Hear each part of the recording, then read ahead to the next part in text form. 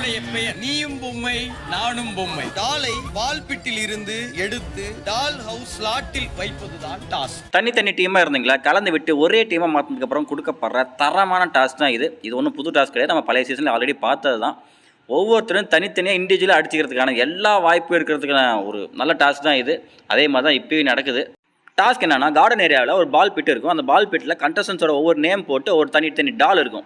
அந்த டாலை கொண்டு போய் ஸ்டார்ட் பஸ்ஸர் அடித்த உடனே ஒரு டால் ஹவுஸ் இருக்குது. அந்த டால் ஹவுஸில் தனித்தனியாக ரேக் பிரிச்சிருக்காங்க. அந்த ரேக்கில் கொண்டு போய் அடுக்கி முடிக்கணும்.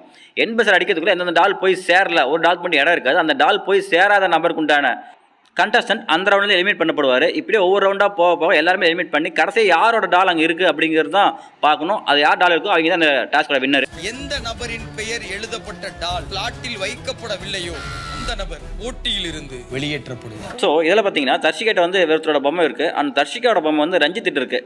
இப்போ பார்த்தீங்கன்னா 2 பேர்த்தில் யாரோ ஒரு பொம்மை தான் உள்ளே போக போகுது. அந்த பொம்மை இப்போ யார் உள்ளே போக போகுது அப்படின்னு சொல்லிட்டு ஒரு கேம் போயிட்டுருக்கு. அதில் தர்ஷிகா இப்படியே உள்ளே கொண்டு போய் ஆகணும் இல்லையா, இல்லைனா எலிமினேட் ஆயிடுவாங்க.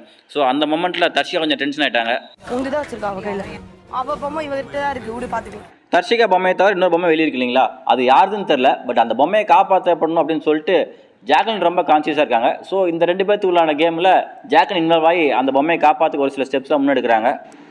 இதை பார்த்த தர்ஷிகா ரொம்ப டென்ஷன் ஆகிட்டாங்க. ஏன்னா ஆல்ரெடி அவங்க பொம்மை ரொம்ப டேஞ்சரில் இருக்குது. இதில் ஜாக்லின் சேர்ந்துட்டு அந்த பொம்மை விளையாட உள்ளே போகக்கூடாதுன்னு சொல்லிட்டு ப்ளே பண்ணுறது அவங்க ரொம்ப டென்ஷன் ஆகிட்டு, இண்டிவிஜுவலாக ப்ளே பண்ணுங்கள், உங்கள் கையில் ஒரு பொம்மை இருந்தால் அதை வச்சு மட்டும் விளையாடுங்க, அடுத்தவங்க பொம்மை நீங்கள் ஸ்வாப் பண்ணி விளையாடாதீங்க, இது ரொம்ப அன்ஃபேர்னு சொல்லிட்டு டென்ஷன் ஆகிட்டு. இதில் தர்ஷிகா ரொம்ப ப்ரோவான தெரியுது. ஏன்னா அவங்க வந்து இண்டிவிஜுவலாக ப்ளே பண்ண முடிஞ்சால் ப்ளே பண்ணுங்கள், அப்படி முடியலையா ஸ்வாப் பண்ணி விளையாடுவீங்களா, நீங்கள் கேம் ப்ளே பண்ணாதீங்க போயிருங்க அப்படின்னு சொல்லிட்டு இவங்க கோவமாக உள்ளே போயிட்டாங்க.